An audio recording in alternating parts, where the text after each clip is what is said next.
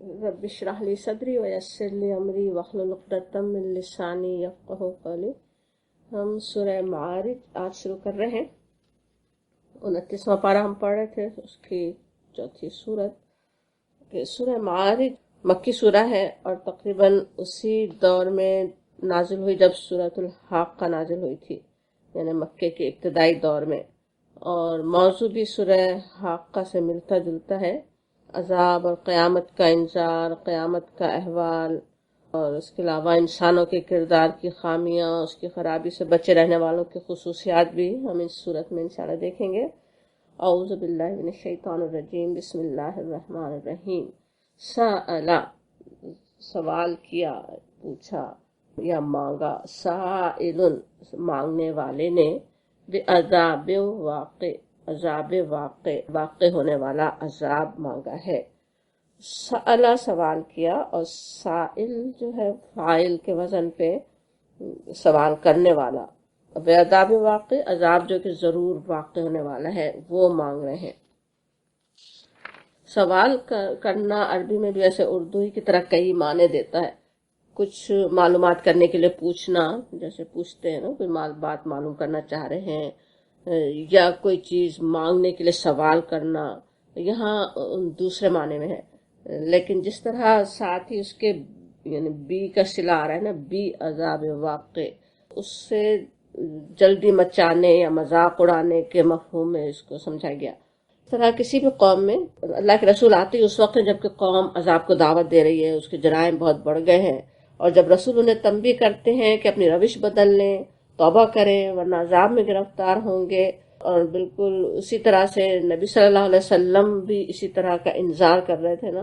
तो उसके जवाब में कुफार मक्का का रद्द अमल क्या होता है। दूसरी कौमों का भी उसी तरह के रद्द अमल हम देखते हैं कुरान में, और कुफार मक्का का भी जो उनका रद्द अमल था, जो जवाब दे रहे होते थे। नबी सल्लल्लाहु अलैहि वसल्लम तो पूरे खुलूस से उन्हें अजाब से बचाने की कोशिश कर रहे हैं कि वो दौड़ रहे अजाब की तरफ, अजाब में गिरने को तैयार है, नबी सल्लल्लाहु अलैहि वसल्लम बचाना चाह रहे हैं। लेकिन कौम क्या करती है, कौम का क्या जवाब होता है, उसको ठट्टे में बात उड़ा देना चाहते हैं, मजाक उड़ा रहे होते हैं। सूरह यासीन और सूरह मुल्क में उनका कौल आता है कि वयक़ूलून मता हादल वादु इन कुंतुम सादिकीन। वो ये कहते हैं कि अगर तुम सच्चे हो तो बताओ ये वादा कब पूरा होगा, यानी जिस क़यामत से डरा रहे हो, जिस अजाब से डरा रहे हो, वो आखिर कब पूरा होने वाला है, कब आने वाला है अजाब, जैसे लाके दिखाओ कहने हो। सूरह अनकबूत और सूरह हज में आता है कि वयस्तअज्जिलूनका बिल अजाब, वो तुमसे अजाब के लिए जल्दी मचाते हैं। कहाँ है अजाब, क्यों नहीं आ रहा, लाके दिखाओ, इस तरह की बात कर रहे होते थे ना। बल्कि सूरह अनफाल में तो उनका आता है कि किस तरह से वो जल्दी मचाते थे, किस तरह से वो नबी सल्लल्लाहु अलैहि वसल्लम को जैसे तंग कर रहे होते थे ना कि वो अजाब लाके दिखाओ। वहां पे कहा गया सूरह अनफाल में, उसकी आयत नंबर 32 है, अल्लाहुम्मा इन काना हादा हुवल हक्कु, कि ऐ अल्लाह, अल्लाह को मुखातिब करके नौजुबिल्लाह क्या ढट्टाई है वो, कि खुद कह रहे हैं कि ओ अल्लाह, इन काना हादा हुवल हक्कु, अगर ये वाकई हक है मिन इंदिका, तेरी तरफ से, फअमतिर अलैना, तो हम पर आसमान से पत्थर बरसा दे, बारिश कर दे, अलैना हिजारतम मिनस समाई, हम पर आसमान से पत्थरों की बारिश कर दे, पत्थर बरसा दे, अवी इतना भी अदाबिन अलीम, हम पर दर्दनाक अजाब ले आ, कि हम पर दर्दनाक अजाब ले आ। तो किस तरह मांग रहे हैं, बिल्कुल जैसे जैसे यहाँ कहा जा रहा है, सअला साइलुम बिअज़ाब वाक़े, तो वो उससे मांग रहे हैं। बेअज़ाब वाक़े कहना जो है यहाँ पे किस तरह से कहा जा रहा है कि वो कहने वाले तो जैसे समझ रहे हैं इस तरह की बात, तो सोचें अभी जो सूरह अनफाल की आयत याद कर रहे थे, ऐसी बात कोई कब कह सकता है जब यकीन ही नहीं हो कि वो अजाब आने वाला है। हो भी सकता है उन्हें तो बड़ी अच्छी जिंदगी गुजर रही है, इत्मीनान की, उन्हें तो कहीं से अजाब आता नजर ही नहीं आ रहा है। क़यामत को तो कोई बहुत ही अभी आगे आता है, कैसे दूर की चीज समझते हैं, तो इसलिए इत्मीनान के साथ वो सवाल कर रहे हैं, वो मांग रहे हैं, जल्दी मचा रहे हैं, नबी सल्लल्लाहु अलैहि वसल्लम का मजाक उड़ा रहे हैं कि जरा लाके दिखाओ, उसको किसी मुर्दे को जिंदा करो, कोई क़यामत लाके दिखाओ, कोई अजाब लाके दिखाओ, ये बात कर रहे होते थे ना। वो जो कई उनकी जो बातें थी उन सब की तरफ यहाँ पे ये कहकर इशारा कर दिया गया कि सअला साइलुम बिअज़ाब वाक़े, वो तुम मांगते हैं, मांगने वाले ने अजाब मांगा है, वाक़े होने वाला अजाब। یہاں وہ تو یہ سمجھ رہے ہیں کہ وہ کبھی آنے والا نہیں ہے، لیکن ایک تو آئے گا عذاب واقع کہہ کر کہا جا رہا ہے کہ وہ تو آنے والا ہے، اور دوسرے کہا جاتا ہے سورہ معارج ہم پڑھ رہے ہیں اس کی دوسری آیت میں، للکافرین، کافروں کے لیے، لیسا نہیں، لہو اس کے لیے، دافع دفع کرنے والا، کوئی سے دور کرنے والا، لہو جو ہے ہوتا نا لیے، اور ہو کا اشارہ اس کے عذاب کی طرف ہی، عذاب واقع کی طرف، جسے پیچھے کہا گیا تھا کہ اس عذاب کو جب وہ آ جائے گا تو وہ کوئی اس کو دفع نہیں کر سکے گا۔ کافروں کے لیے ہے، یعنی وہ لوگ جو اس عذاب کا مذاق اڑا رہے ہیں وہ انہی کے لیے ہے، اور جب وہ آ جائے گا تو کوئی اس سے ہٹا نہیں سکے گا، ان سے کوئی بچانے والا نہیں ہوگا۔ آج تو بڑے ان کے بھروسے ہیں اپنے بتوں پر، اپنے اللہ کے ساتھ جو انہوں نے شریک بنائے ہوئے ہیں، یا اپنے جتھوں پر، اپنی طاقتوں پر، اور جب وہ عذاب آ گیا تو کوئی اس کو بچا نہیں سکے گا۔ اب پچھلی آیت کے ساتھ ملا کر پڑھیں تو مطلب ہوگا کہ وہ عذاب کافروں کے لیے واقع ہونے والا ہے۔ آج وہ کتنی ڈھٹائی سے مذاق اڑائیں، جب عذاب آئے تو پتہ چلے گا کہ کوئی کام نہیں آیا، کوئی انسانوں کے جتھے، نہ کوئی معبود، نہ کوئی ان کے سفارشی، کوئی کام آنے والے نہیں ہوں گے۔ لیسا لہو دافع، کوئی اس کو دفع نہیں کر سکے گا۔ اور اللہ آفت سوچیں دنیا میں بھی پتہ ہی ہے، انسان جانتے ہیں کوئی بھی آفت ہی کوئی آ جائے، اللہ کی طرف سے کوئی پکڑ آ جائے، کون بچا سکتا ہے؟ ایک بڑا ٹورنیڈو، ایک سیلاب، کوئی بھی چیز، ایک بڑی آندھی، کچھ بھی آ جائے، کون اس سے روک سکتا ہے؟ کون بچا سکتا ہے؟ یہ نہیں سوچتے، اس پہ غور نہیں کرتے، ان کو تنبیہ ہو رہی ہے۔ اور وہ من اللہ سے، من اللہ کہ تو اللہ کی طرف سے، اللہ سے، دل معارج جو مرتبوں والا ہے، عروج کے زینوں کا مالک ہے۔ معارج، جیسے معارج کی جمع ہے اصل میں، اور معارج کا لفظ عروج سے ہے۔ معارج اور معراج کا سیڑھی کو کہا جاتا ایسی چیز کو جس میں نیچے سے اوپر چڑھنے کے لیے بہت سے درجات ہوں نا، بہت سے اسٹیپس ہوں۔ تو اس آیت میں کہا جا رہا ہے کہ یہ عذاب جس کے نہ آنے پر تو مذاق اڑا رہے ہو، وہ عذاب ایسا ویسا نہیں ہے، وہ اللہ تعالیٰ کی طرف سے، اللہ تعالیٰ جو ذی المعارج ہے، جو ایسے درجات عالیہ رکھنے والا ہے، جس کی بارگاہ بہت بلند ہے، وہ بڑی بلندیوں پر بڑے مدارج اور زینوں والا ہے۔ اس کے دربار سے جو احکام نازل ہوتے ہیں وہ اس کے اپنے پروگرام کے مطابق ہوتے ہیں نا۔ آج ذرا سے ابھی چند سال بھی نہیں گزرے، سوچیں تو صورت ہے بھی شروع کے دور کی، ابھی کچھ سال گزرے نبی صلی اللہ علیہ وسلم کو دعوت دیتے ہوئے، اور ابھی بے صبر ہو رہے ہیں کہ کہاں، ابھی تو کچھ ہوا ہی نہیں، یہ جس سزا پہ ڈالا ہے وہ آیا نہیں۔ اللہ تعالیٰ تو ذی المعارج ہے، اس کی کائنات کے کیسے انتظامات ہوتے ہیں، کیسے اس کے فیصلے ہوتے ہیں، کہاں سے وہ فیصلے آتے ہیں، وہ جو بڑے زینوں کا مالک ہے، بڑے درجات کا مالک ہے۔ ذی المعارج کی اور بھی تشریح اگلی آیت میں ہو رہی ہے کہ تعرج الملائکۃ، تعرج چڑھتے ہیں، الملائکہ فرشتے چڑھتے ہیں، والروح اور روح، الہی طرف اس کی، الہی کیا ہے؟ الہ، اور ہی کا اشارہ اللہ کی طرف، الہی اس کی طرف، اللہ کی طرف چڑھتے ہیں، فی یومن دن میں، کانا ہے، مقدارہ اس کی مقدار، خمسینہ 50 الف سنہ 1000 سال، جس کی مقدار 50,000 سال ہے۔ ایسے اس میں، ایسے دن میں وہ وہاں اوپر چڑھتے ہیں۔ اب یہاں ایک جو بات کہی جا رہی ہے، ایک تو یہ کہ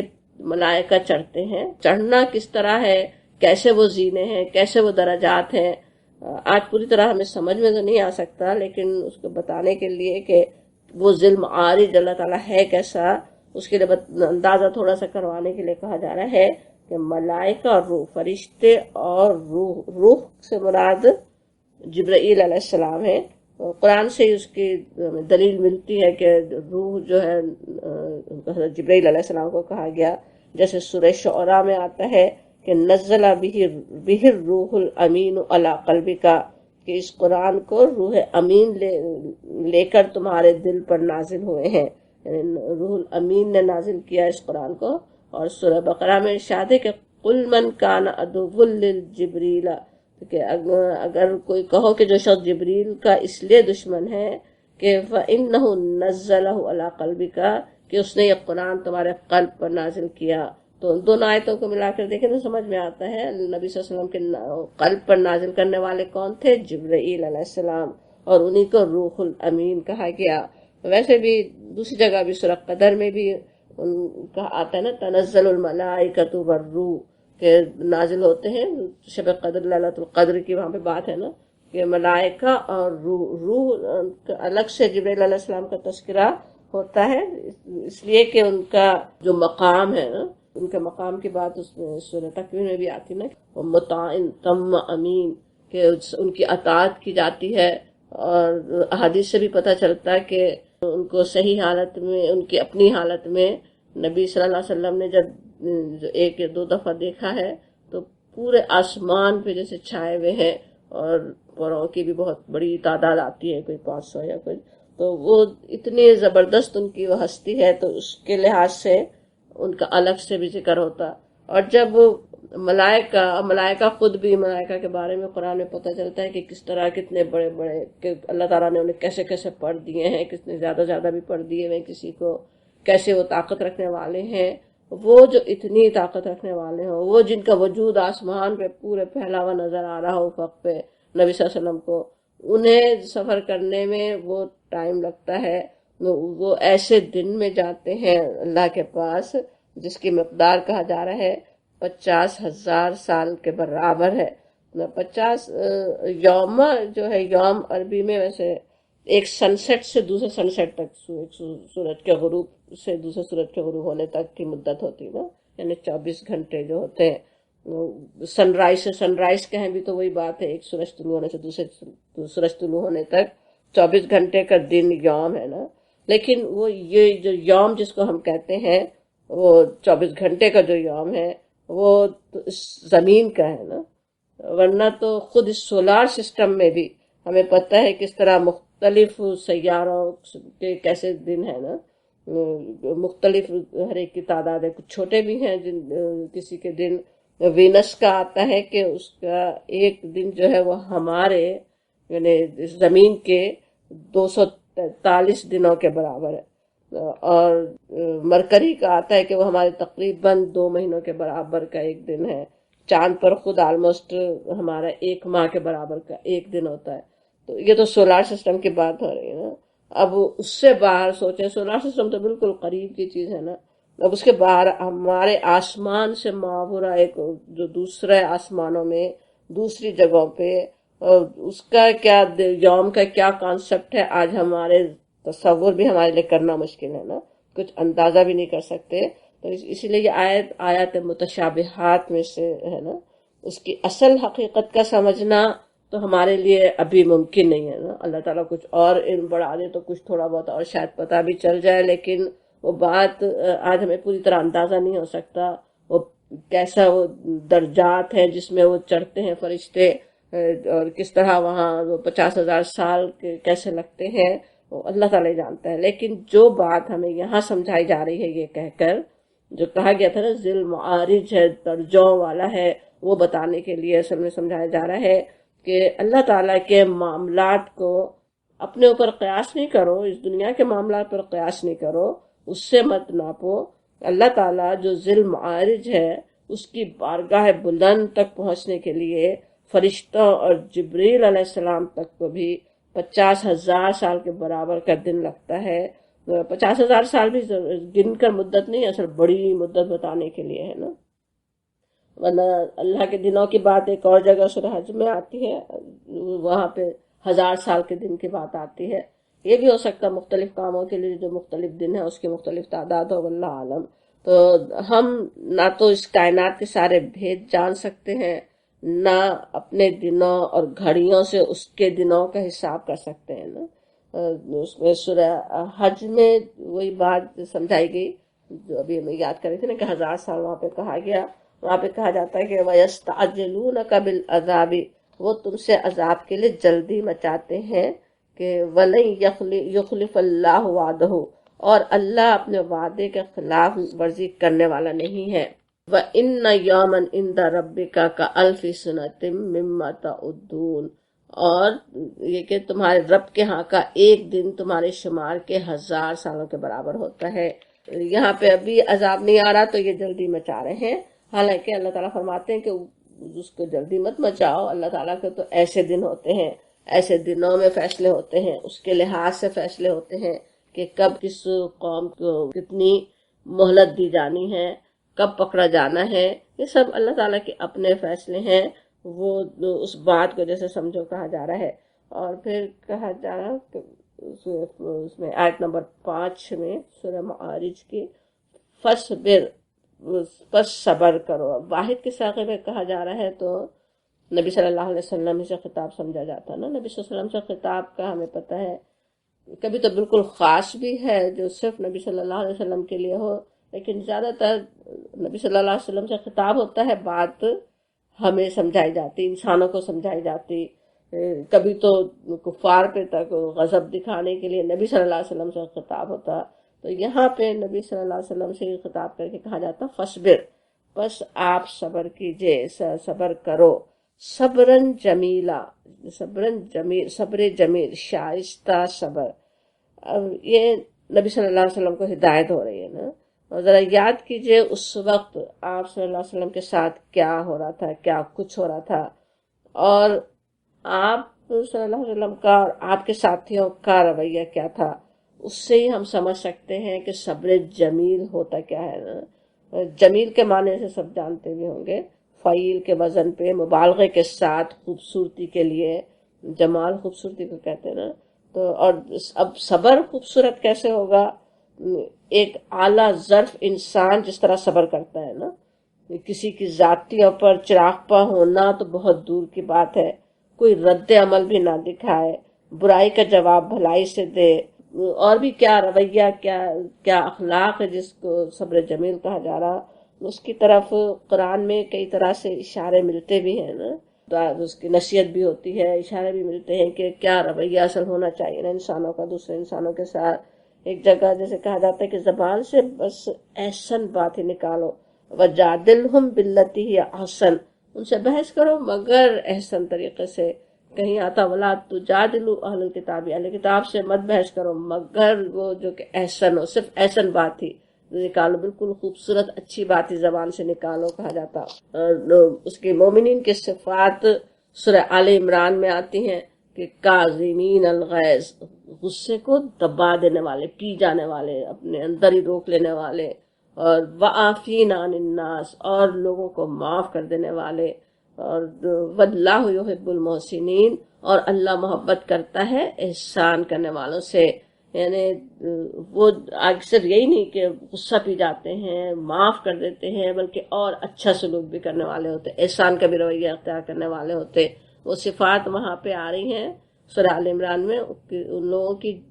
جو جن کے لیے کہا گیا کہ زمین آسمان جتنی بڑی جنت اللہ تعالیٰ نے تیار کی ہے، اس میں وہ داخل ہونے والے ہیں، وہ لوگ ہیں، ان کے وہ اخلاق ہوتے ہیں، دوسروں سے تو تکلیفیں اور اذیتیں پہنچتی ہیں، لیکن بدلہ لینے کے بجائے، خود ان جیسے بننے کے بجائے، وہ نہ صرف یہ کہ غصے کو پی جاتے ہیں بلکہ احسان کا معاملہ رکھتے ہیں، معاف ہی کر دیتے ہیں۔ ایک طرف سوچے کفار کا رویہ تھا، اس وقت کے حالات یاد کریں جب یہ آیات نازل ہو رہی ہیں کہ انہیں اللہ کے عذاب کی، آخرت کی خبریں دی جائیں تو مذاق اڑائیں کہ وہ قیامت لا کے دکھاؤ، عذاب نازل کر کے دکھاؤ، اور جیسے الٹے مطالبے کر رہے ہوں۔ اس صورت کے آخر میں بھی ان کی شرارتوں کی تھوڑی جھلک دکھائی گئی کہ کس طرح نبی صلی اللہ علیہ وسلم کو تنگ کرنے کے لیے دوڑتے ہوئے آ رہے ہوتے تھے، آتے تھے، اور اس کے بعد میں تو پھر مخالفین کی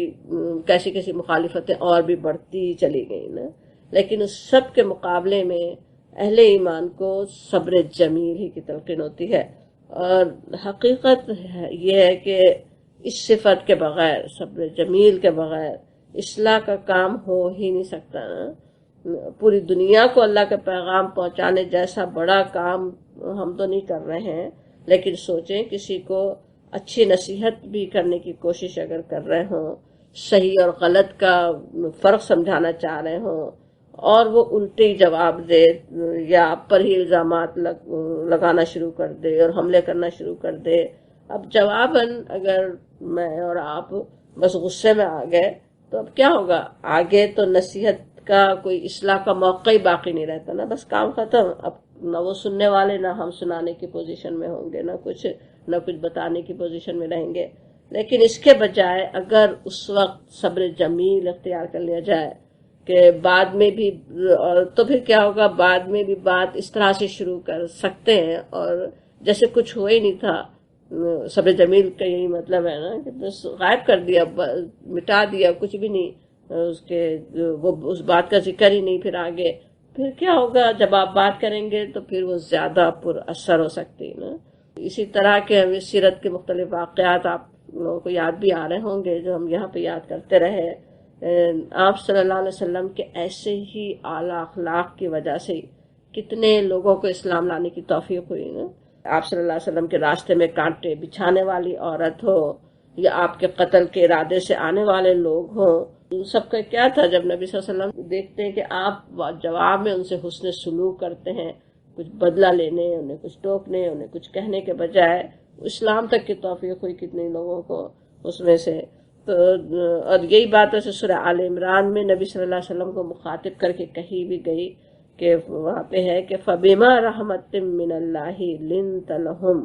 کہ یہ اللہ کی بڑی رحمت ہے کہ تم ان لوگوں کے لیے بہت نرم مزاج واقع ہوئے ہو. لِنْتَ لَهُمْ، ان کے لیے بڑی نرم ہے آپ. وَلَوْ كُنْتَ فَظًّا غَلِيظَ الْقَلْبِ لَانفَضُّوا مِنْ حَوْلِكَ، اور اگر آپ تندخو ہوتے، غلیظ القلب ہوتے اور سنگ دل ہوتے تو کیا ہوتا، یہ سب تمہارے گرد و پیش سے چھٹ جاتے، لنفدو، بھاگ جاتے آپ کے اطراف سے، کوئی آپ کے پاس نہیں ہوتا. اور اسی آیت میں یہی بات کہنے کے بعد آگے پھر نصیحت ہوتی ہے نبی صلی اللہ علیہ وسلم کو کہ فاعف عنہم واستغفر لہم وشاورہم فی الامر، کہ ان کے قصور معاف کر دو، ان کے حق میں دعائیں مغفرت کرو اور دین کے کام میں انہیں شریک مشورہ رکھو. اب سورہ آل عمران ہمیں پتہ ہے مدنی صورت ہے، تو وہاں پہ منافقین اور کمزور ایمان والوں کے بارے میں آپ کو نصیحت ہو رہی ہے، جن کی باتیں نبی صلی اللہ علیہ وسلم کو کیسی تکلیف دیتی تھیں نا، آپ کے لیے کیسی کیسی باتیں وہ بناتے تھے، اور ان کے لیے آ رہا ہے کیسی بڑی بڑی غلطیاں بھی ان سے ہوئیں. لیکن نبی صلی اللہ علیہ وسلم سے کیا کہا گیا،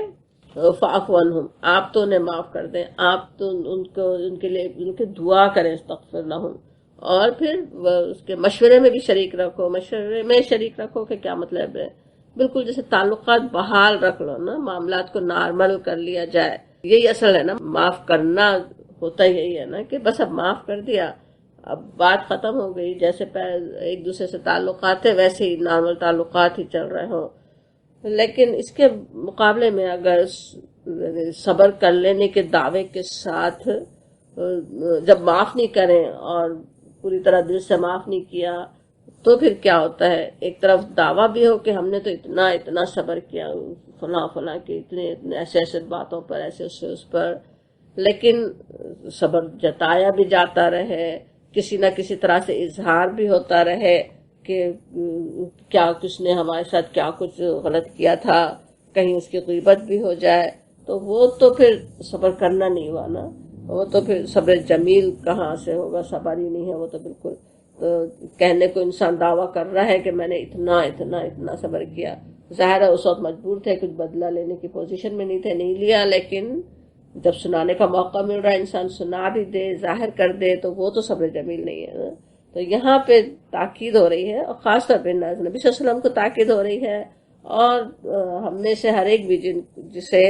دنیا میں اللہ کے دین کو پھیلانا ہی ہے، اپنی زبان سے نہیں تو اپنے کردار سے تو دین کی دعوت لوگوں تک پہنچانی ہی ہے، بلکہ اپنی کتنوں کی ذمہ داری تو ہم پر ہوتی ہے نا، اپنے گھر والے، اپنے بچے، اپنے چھوٹے، جن کو ہم اس کے برے بھلے کی ہمیں تمیز کروانا ہے، انہیں برائیوں پہ روکنا ہے، برائیوں سے بھلائی کی انہیں تلقین کرنی ہے. وہ سب کام بھی ہو نہیں سکتا اگر یہ صفت نہیں ہو، صبر جمیل کی صفت نہیں ہو نا. صبر جمیل کرنے کی ضرورت ہے، انتہائی شائستگی کے ساتھ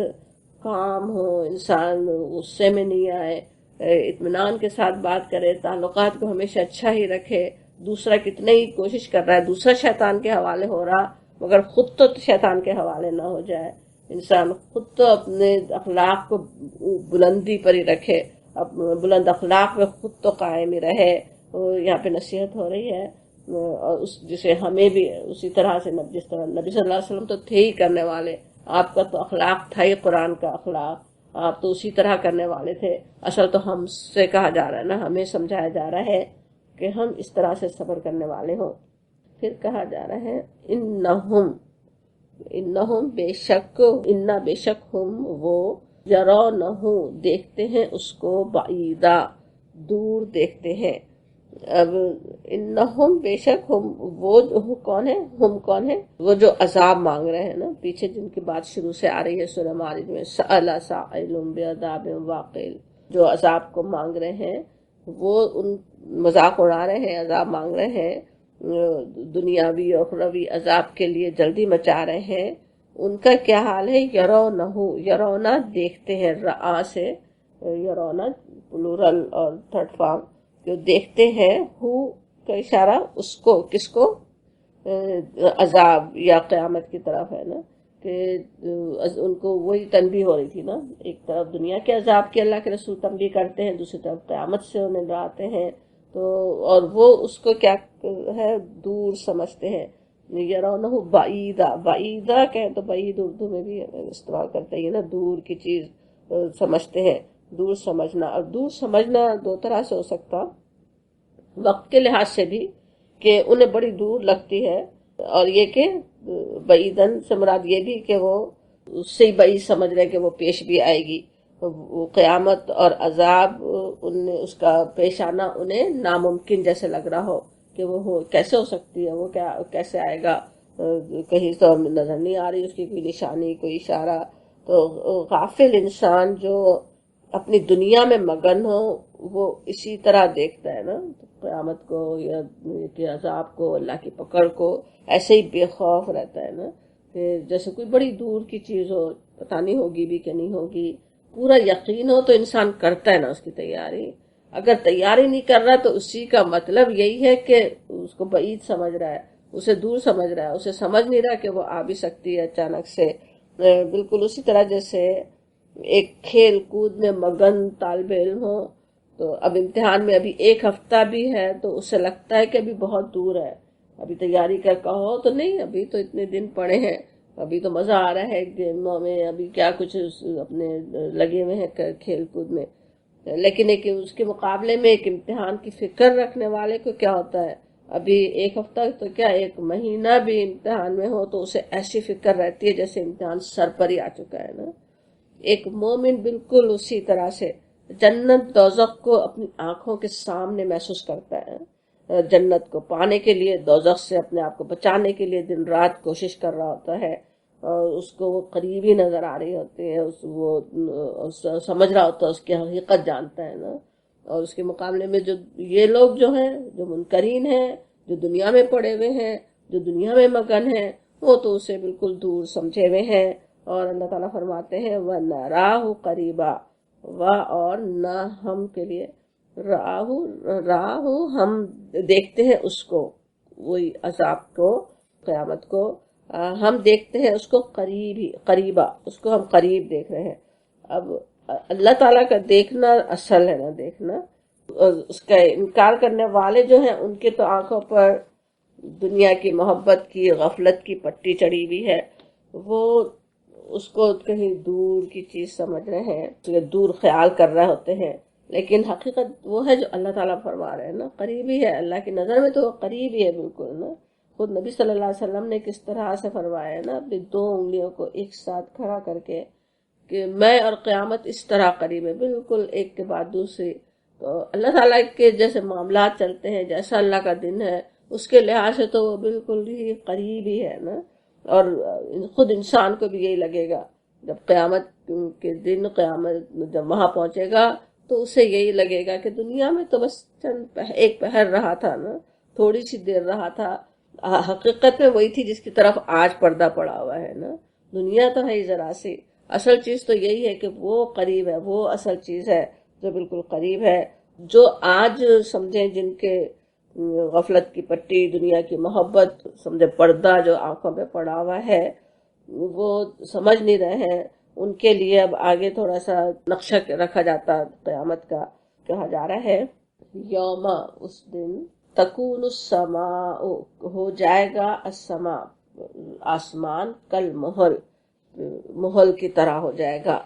اب یہ جیسے قیامت کی ہلچل اور اس کی ہولناکی کی تصویر سامنے رکھی جا رہی ہے نا، کہ وہ لوگ جو اپنی بصیرت کی آنکھوں سے آج اس دن کو نہیں دیکھ رہے، وہ اس تصویر کو، اس قیامت کی جھلک کو دیکھ کر ہی نصیحت پکڑ لیں۔ یہاں پہ جو کہا جا رہا ہے کہ یوم تکن السماء، یوم یعنی وہ دن جو قیامت کے دن کو کہا جا رہا ہے نا۔ اب یہ قیامت کے پہلے مرحلے کی تصویر ہے،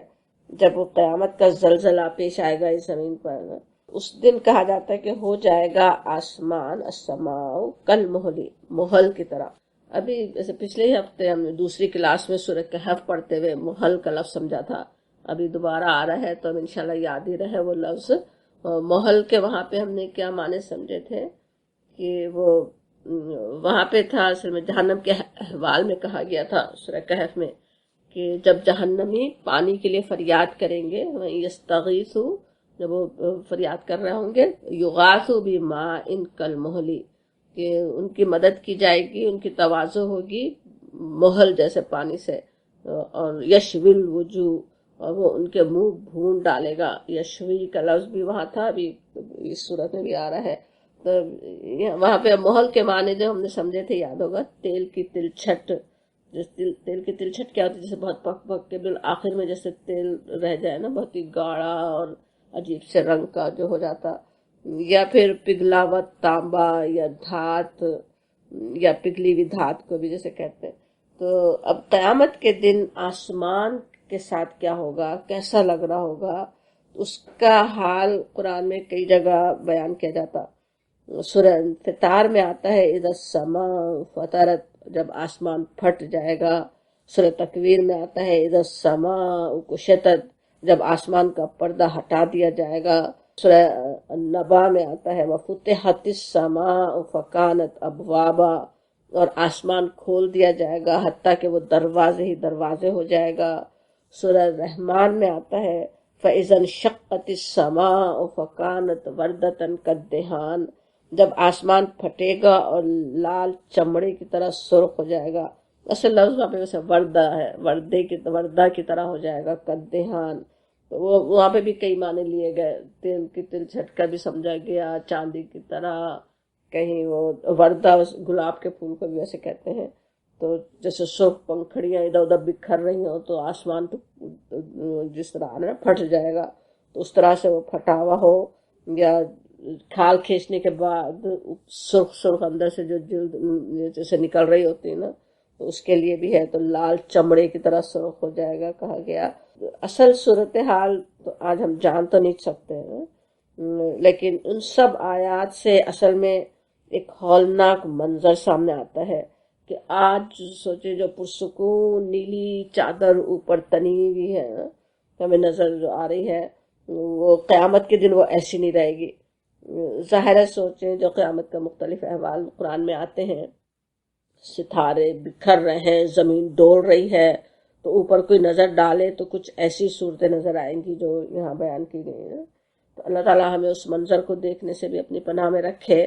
لیکن تھوڑا اس کی ہولناکی کا اندازہ کروایا جا رہا ہے کہ وہ جو اتنا پرسکون آسمان آج دیکھتے ہو، اس کی کیا شکل ہو رہی ہوگی، کس طرح سے وہ پھٹ جائے گا، دروازے ہو جائے گا جو ہے، تو جیسے کوئی غیب کے حال نظر آنے لگے، پیچھے کے حال نظر آنے لگے، یا یہ کہ آفتیں ایک کے بعد ایک آ رہی ہوں آسمان سے، تو واللہ عالم۔ تو اور پھر کہا جا رہا ہے قیامت کے نقشہ دو ہی آیتوں میں یہاں پہ کھینچا گیا، وہ پہلے مرحلے کا۔ دوسری آیت میں آتا ہے وَتَكُونُ الْجِبَالُ كَالْعِهْنِ، وَتَكُونُ اور ہو جائیں گے الجبال پہاڑ، کالعہن جیسے عہن، رنگین اون، رنگین دھنی ہوئی اون۔ عہن کے معنی ہوتے ہیں روئی یا اون جیسے دھنکی بھی ہو اور پھر رنگ برنگی بھی ہو نا۔ تو پہاڑ جس کے بارے میں اصل میں کفار سب سے زیادہ سوال کرتے تھے نا، کہ سوال کرتے تھے کہ اچھا قیامت آئے گی تو ان زبردست پہاڑوں کا کیا ہوگا، انہیں کتنے زبردست نظر آ رہے ہیں جیسے کوئی ہلا نہیں سکتا،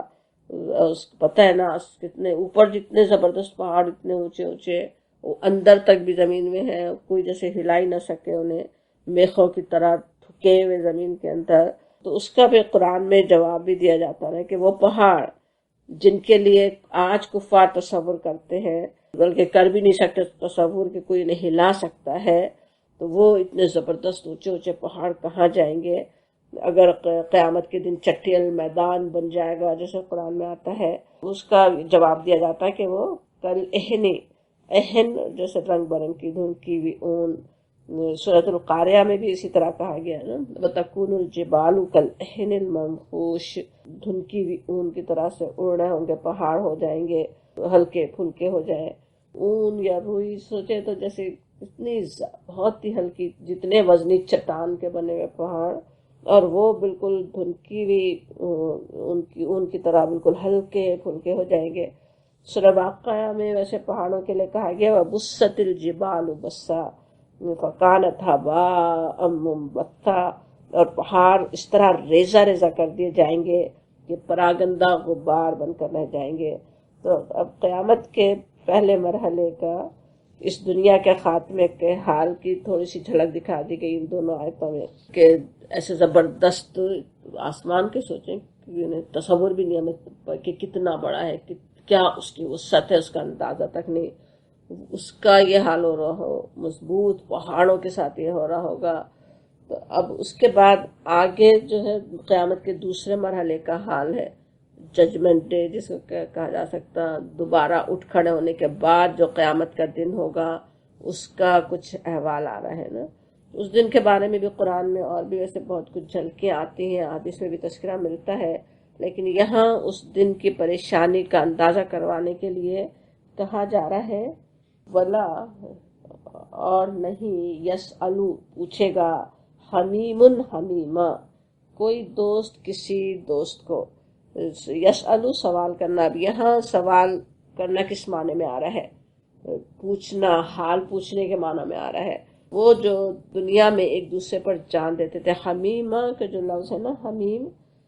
ہمن کہتے ہیں، ویسے گرم سخت پانی کو کہا جاتا ہے نا، ابلتا ہوا سخت گرم پانی، ماء حمیم کی بات بھی قرآن میں آتی ہی ہے. اور دوسری سے بھی قریبی دوست اور رشتہ دار جو اس کی حمایت میں بھڑک اٹھتا ہو نا، اس کو بھی حمیم کہا جاتا. دنیا میں تو ایک دوسرے کی حمایت کرنے کے لیے ایک دوسرے کے لیے بڑے گرم جوش تھے، بہت ہی قریب ترین دوست تھے، اس کی حمایت میں دوسروں سے لڑنے کے لیے تیار ہو جائیں. ان کا حال بتایا جا رہا ہے کہ وہ قیامت کا دن ایسا دن ہوگا، ہر ایک کو کس طرح سے اپنی پڑی ہوگی، ہر ایک کیسی اپنی پریشانیوں میں ہوگا.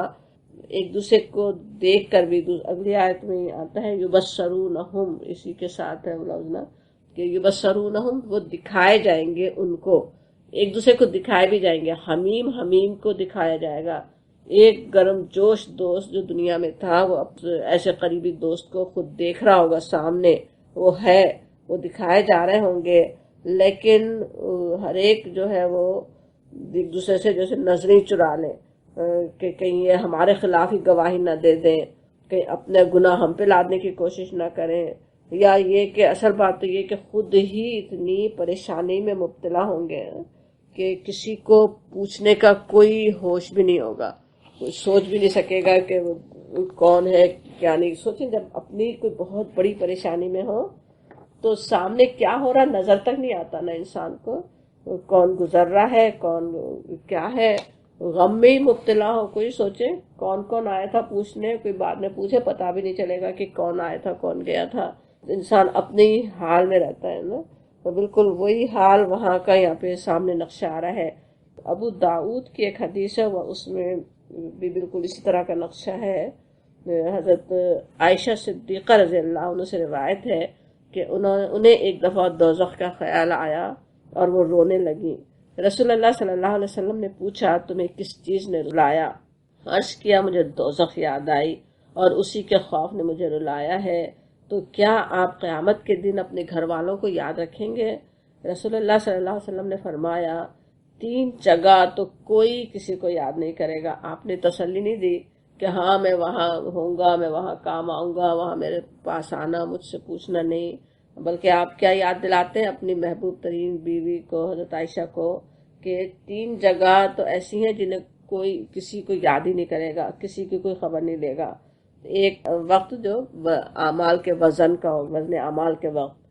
جب تک کہ یہ معلوم ہو جائے کہ اس کے اعمال کا وزن ہلکا ہے یا بھاری، جب اعمال تولے جا رہے ہوں تو کیسی پریشانی میں انسان ہوگا نا. تو اعمال تل رہے ہیں، اب وہ کون سا آتا ہے، کون سا گناہ اس میں شامل ہو رہا ہے، کون سی نیکی آ رہی ہے، وہ بھاری ہوتی ہے یا نہیں، قبول ہوتی ہے کہ نہیں وہ نیکی، اس کا وہاں پہ وزن ہوتا ہے یا نہیں، یا کوئی گناہ ان ساری نیکیوں کو کھینچ لے جاتا ہے، کچھ نہیں معلوم نا. تو اس وقت کیسے پریشانی ہوگی کہ انسان اپنے اعمال کو وہاں دیکھ رہا ہوگا یا کسی اور کو دیکھے گا کہ میرا فلاں رشتہ دار کیا کر رہا ہے، فلاں پہ کیا گزر رہی ہے، وہ تو ہوش ہی نہیں ہوگا جیسے حضور نے فرمایا. اور دوسرے وقت آپ فرماتے ہیں قیامت کے دن کئی کہ دوسرے اعمال ناموں کے ملنے کے وقت جب اعمال نامے دیے جا رہے ہوں گے، اب رزلٹ آ رہا ہے، اب پتہ چل رہا ہے کہ کیا ہوا، اس وقت جب تک کہ مومن کے داہنے ہاتھ میں اعمال نامہ پا کر خوشی خوشی دوسروں سے کہے گا پڑھو میرا اعمال نامہ. سورہ حاقہ میں ہم نے پڑھا تھا نا ابھی پچھلی صورت میں، ہاں مقرؤ کتابیہ، لو دیکھو پڑھو میرا اعمال نامہ. وہ اس وقت کہے گا. جب تک اعمال نامہ نہیں ملا تب تک تو پریشانی سے ایسا حال ہوگا کہ وہ کچھ یاد نہیں ہوگا کہ کون میرے رشتہ دار ہے کون نہیں ہے، تو کوئی اس پوچھنے کو تیار نہیں ہوگا. تیسرے پل صراط پر جب کہ وہ رکھا جائے گا جہنم کے اوپر، یہاں اصل حدیث کے الفاظ میں تو صرف پل صراط کی بات ہے، پل صراط پر جب کہ وہ رکھا جائے گا جہنم کے اوپر. اب اس پہ سے پھر کس کو گزرنا ہے، کون گزرے گا، وہ سب اور تفصیلات دوسری جگہ آتی ہیں. تو 3 مواقع تو ایسے حضور نے فرمایا کہ کوئی کسی کو پوچھنے کے لیے تیار نہیں ہوگا، کوئی دیکھے گا نہیں، کسی کو کسی کا ہوش نہیں ہوگا. اور وہی بات یہاں پہ بھی کہی جا رہی ہے کہ ولا یسأل حمیم حمیم، کہ کوئی کسی کو دیکھے گا بھی نہیں، کسی کو پوچھنے کا ہوش نہیں ہوگا. پھر کہا جا رہا ہے یبصرونہم، اور وہ دوسرے کو دکھائے جائیں گے، یعنی یہ حمیم کو دکھائے جا رہے ہوں گے. قریبی دوست ایک دوسرے کو دیکھیں گے مگر پوچھیں گے نہیں. اور کیا اس وقت حال ہو رہا ہوگا، یوم یود المجرم، یودو کا جو لفظ ہے یاد ہوگا، واو دال دال بدہ کے معنی ہوتے بہت زیادہ چاہنا. کئی معنی ہیں، محبت کرنے کے معنی بھی، کسی چیز کی خواہش کرنا، کسی کا چاہنا. جب کوئی چیز چاہنے کے لیے بدہ کا لفظ آئے تو بہت زیادہ خواہش کے لیے ہوگا کہ بہت چاہنا. تو یودو، وہ جو خواہش کرے گا، بہت کیا چاہے گا، المجرم، مجرم جو المجرم ہے. اب المجرم کون ہے؟ وہ جو دنیا میں بھولا ہوا تھا، آخرت کا انکار کر رہا تھا، آخرت کی تیاری نہیں کی تھی، اب وہاں پہ اپنے جرائم لے کر پہنچا ہوا ہے. اس کا یہ حال ہوگا کہ وہ اس کے چاہے گا لو کاش، یفتدی فدیے میں دے دے. فدیے میں دے دے کیا؟ اپنے بجائے کسی اور کو فدیے میں دے دے. اور من عذابی، عذاب سے، یوم اذن، اس دن کے عذاب سے، بھی بنی، اپنے بیٹے کو. سب سے پہلے بنی کا ہی آتا ہے. اولاد کے لیے تو انسان کس طرح اپنی جان تک قربان کر رہا ہوتا ہے نا. یہ پڑھیں تو وہ اکثر تصویر آنکھوں میں آ رہی ہوتی، جو فلسطینی بچے پہ گولی کچھ چلا رہا ہے، باپ سامنے آ جاتا ہے، دو نہیں مرتے ہیں لیکن شہید ہوتے ہیں. لیکن کس طرح ایک باپ ہی کر سکتا نا یہ ہمت کہ کوئی مارنے آ رہا ہو بچے کو تو سامنے آ کے اپنی جان دینے تک کو تیار ہو جائے. وہ اولاد کے لیے، وہ بنی کے لیے، اپنے بیٹے کے لیے وہ چاہے گا کہ اس کو ہی فدیے میں دے دے، وہ عذاب میں چلا جائے میں بچ جاؤں، وہ یہ چاہے گا. اور اگلی بھی آیات ساتھ ہی پڑھ لیتے ہیں تو اس کے ایک ہی ساتھ سمجھنا ہوگا. وصاحبتی ہی، صاحبتی اپنی بیوی، اور اپنی بیوی کو، واخی اور اپنے بھائی کو، وفصیلتہ التی تؤوی، وفصیلہ، فصیلہ کہتے ہیں ایک جیسے گھرانہ، ایک دادا کی اولاد ہو نا، فصیلہ تو کہلاتی. تو اپنے خاندان کو، جو قریبی خاندان ہے کہ دادا کی اولاد ہے، اپنے خاندان کو، التی جو، توویہ کا جو لفظ ہے جیسے پناہ دینا، جگہ دینے کے معنی میں. آوا ہوتا اصل میں، آوا کے معنی ہوتے ہیں الماوا، آوا کسی جگہ اترنا، پناہ حاصل کرنا. توویہ کہیں تو پناہ دینے والا، کہ وہ جو پناہ دینے والا تھا، کہ وہ جو دنیا میں اس کو پناہ دینے والا تھا، ان سب کو فدیے میں دینا چاہے گا. وَمَا فِي الْأَرْضِ جَمِيعًا، اور جو زمین میں ہے سب کو. ظاہر اپنے قریبی ترین خاندان تک کو فدیے میں دے رہا، تو دوسروں کو تو چاہے گا کہ چاہے مجھے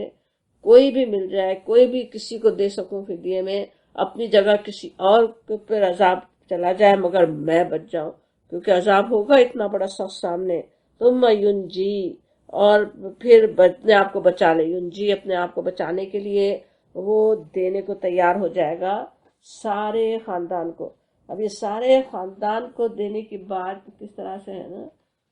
ایک تو یہ بھی ہے کہ وہ جو خاندان کو دینا اس وقت کہ جیسے وہ قبائلی نظام تھا نا، یہاں پہ جو رشتے بھی آ رہے ہیں وہ ایسے رشتے جس میں انسان کو فطری طور پہ بڑی محبت ہوتی ہے نا، اور ان کی حمایت کے لیے، ان کے دفاع کے لیے انسان میں گہری جیسے حمیت ہوتی ہے کہ کسی طرح ان کو بچائے اپنے خاندان کے لیے۔ دنیا میں تو ان کی حفاظت کر رہا ہوتا ہے، کے لیے دوسروں سے لڑنے تک کو تیار ہو جاتا ہے، اور وہاں پہ یہ ہوگا کہ انہی کو وہ دے دینا چاہے نا، خاص طور پہ وہاں کی جو بدویانہ جو زندگی تھی ان لوگوں کی، اس میں خاندان اور قبیلے کی حفاظت کو تو بہت ہی اہمیت حاصل تھی نا۔ قبیلے اور خاندان کے لیے جو کھڑا رہے وہ سمجھے جیسے سب سے بہترین اخلاق پر ہے، اس سے ایکسپیکٹ ہی کیا جاتا تھا کہ وہ لازماً اپنے گھر والوں کی حمایت کرے، اور جو اگر کوئی نہیں کر رہا اس سے جی چرا لے تو وہ جیسے کسی کو منہ دکھانے کے قابل ہی نہیں ہوتا تھا دنیا میں۔ اسی لیے ہم دیکھتے ہیں ابو طالب ایمان نہیں لائے تھے لیکن پیارے نبی صلی اللہ علیہ وسلم کی حمایت میں کھڑے رہے آخری وقت تک، ہے نا، کہ وہی خاندانی زندگی کی وجہ سے وہ اپنے خاندان کے حق ادا کرنے کے لیے کہ وہ اپنے خاندان سے ہیں۔ لیکن وہاں کا عذاب ایسا سخت ہوگا کہ انسان ان سب کو بھی فدیے میں دے دینا چاہے، ان سب کو بھی چاہے کہ بلکہ ان سے فدیے میں دینا چاہے، ان سے بھاگ رہا ہوگا۔ کسی کو پوچھنا، کسی کو کام آنا تو بڑی دور کی بات ہے، بلکہ اس میں سورہ عبس میں جیسے آتا یوم یفر المرء من اخی، تو اس دن بھاگے گا ایک انسان، آدمی اس روز آدمی بھاگے گا اپنے بھائی سے، فرار کر رہا ہوگا، وہ امہ، اور اپنی ماں سے، وہ ابی، اور اپنے باپ سے، وہ صاحبتی، اور اپنی بیوی سے، وہ بنی، اور اپنے بیٹے سے، لکل امرئ منہم، اور ہر ایک سے، جیسے لکل امرئ منہم یومئذ شان یغنی، ان میں سے ہر شخص پر ایسا وقت آ پڑے گا کہ اسے اپنے سوا کسی کا ہوش نہیں ہوگا، صرف اپنی پڑی ہوگی، نفسی نفسی، میں بچ جاؤں کسی طرح اس عذاب سے، وہ یہاں پہ بتایا جاتا ہے۔ اب یہ نقشہ قرآن میں کئی جگہ رکھا گیا، ابھی سورہ بس کی آیت یاد کی، یہاں سورہ معارج کی آیت ہے، اس کے علاوہ بھی اور بھی قرآن میں کئی جگہ اس طرح کی بات آتی ہے، کس طرح انسان چاہے گا دوسروں کو دے دے، خود عذاب سے بچ جائے نا۔ اور یہ وہ نقشے اللہ تعالیٰ نے یہاں ہمارے پاس رکھے یہ بتانے کے لیے کہ آج تو انسان انہی رشتوں کے خاطر، انہی دوستیوں کے خاطر، انہی لوگوں میں اپنی ناک بنائے رکھنے کے لیے یا ان لوگوں کی محبت میں کتنے گناہ کرتا ہے، اپنے رب کو ناراض کرتا رہتا ہے، اپنے رب کی ناراضی کے کام کر رہا ہوتا ہے۔ ایمان تک نہیں لانے کے لیے اس وقت کفار کا سوچیں، اکثر کا کیا تھا، میرا خاندان کیا کہے گا، میرے گھر میرے ماں باپ جو کرتے آئے ہیں میں اس سے کیسے کام کو چھوڑ سکتا ہوں۔ سچی بات سمجھ میں آ رہی ہے، نبی صلی اللہ علیہ وسلم جو سچ کہہ رہے ہیں مگر نہیں ماننے کو تیار ہیں کہ نہیں، جو ماں باپ میرے کرتے ہیں وہی مجھے کرنا ہے، ان کی حمیت میں، اور وہ وہاں کچھ کام نہیں آنے والے ہیں۔ وہ اولاد جن کے لیے حرام کمانے تک کو انسان تیار ہو جائے، اپنے رب کو ناراض کر دے، دوسرے رشتوں کو تک کو بھی کبھی توڑ ڈالے، کیا کچھ نہیں انسان کر لیتا نا، وہی اولاد وہاں پوچھے گی نہیں، وہاں کوئی کام نہیں آئے گی، سب جیسے رشتے کٹ جائیں گے نا، ان کے رشتے جو مجرم ہیں، اہل ایمان ہے، وہ ظاہر ہے ان کی تو اور محبتیں بڑھ جائیں گی، دل ایک دوسرے سے صاف کر دیے جائیں گے ان کے، لیکن وہاں اگر جرائم کر کے آئے ہیں، کچھ ان کے سامنے کوئی عذاب ان کے کھڑا ہوا ہے، تب تو وہ ایک دوسرے کے کام تو آنا کیا، ایک دوسرے کو الزام دے رہے ہوں گے، ایک دوسرے کو کہیں گے کہ تمہاری وجہ سے تم نے مجھے بہکایا، تمہاری دوستی میں، تمہاری محبت میں آج میں یہاں پہنچا، تو اللہ تعالیٰ سے درخواستیں کر رہے ہوں گے اس کو دوہرا عذاب دیجئے، اس کی وجہ سے میں آج یہاں آیا۔ اللہ تعالیٰ فرمائے گا سبھی کے لیے دوہرا عذاب ہے، تو اللہ تعالیٰ پناہ میں رکھے۔ تو اصل چیز ہمیں وہ یاد رکھنے کی ہے کہ یہاں کی محبت، اس کے دنیا کی محبتوں کے لیے، دنیا کے رشتوں کی محبتوں کے لیے انسان اگر اپنے رب کو ناراض کرتا ہے اپنی آخرت برباد کرتا ہے تو کیسا پچھتاوا وہاں پہ ہوگا نا. اس وقت سوچے پھر کیا گزرے گی جب وہ دیکھ رہا ہو اور کوئی کام آنے کو تیار نہیں ہو، پکار رہا ہو کہ ذرا مجھے کام میرا یہ کر دو، کوئی کام کرنے کو تیار نہیں ہو. کوئی بھی وہاں تو اپنی سوچے کوئی نیکی ہی ہے نا وہاں پہ، کوئی نہ نیکی کسی کو دینے کو تیار ہوگا، نہ کسی کا گناہ کوئی لینے کو تیار ہوگا. کہ اپنے اعمال نامے کی فکر ہے کہ وہ کسی طرح بھاری ہو جائے، کسی طرح وہاں میں بچ جاؤں. تو انشاءاللہ اللہ تعالیٰ ہمیں وہاں ایسی پریشانی میں نہ ڈالیں، ایسے مجرموں میں ہمارا شمار نہ ہو. انسان تو یہ چاہے گا لیکن انجام اس کا کیا ہوگا وہ تھوڑا اور آگے آ رہا ہے. تو انشاءاللہ ہم اگلی کلاس میں دیکھتے ہیں. وآخر دعوانا الحمدللہ رب العالمین.